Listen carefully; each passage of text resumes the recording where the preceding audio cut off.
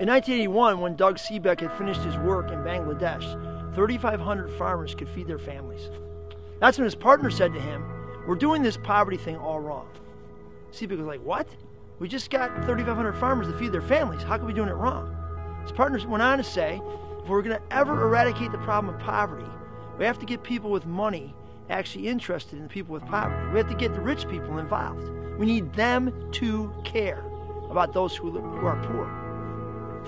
Point well taken. It kind of reminded me of when I worked in the inner city years ago with a pastor there who said to me one day, "You know, Klein, we need you to go back to your rich business friends in the suburbs and tell them to bring their company here to Lawndale."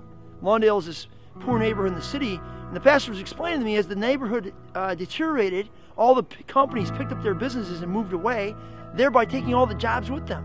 So the people in that community were living on welfare because they had nowhere to go to work near their homes. He said, if you can bring some businessmen and convince them to put their businesses here and give my people jobs, it will totally transform our community.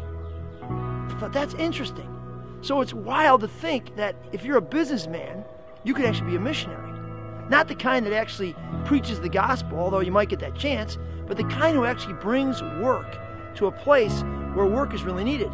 You know, it's one thing to go give out aid and to keep writing checks to a place and saying, here you go, here you go, here you go, free handouts, but those handouts can only go on so long.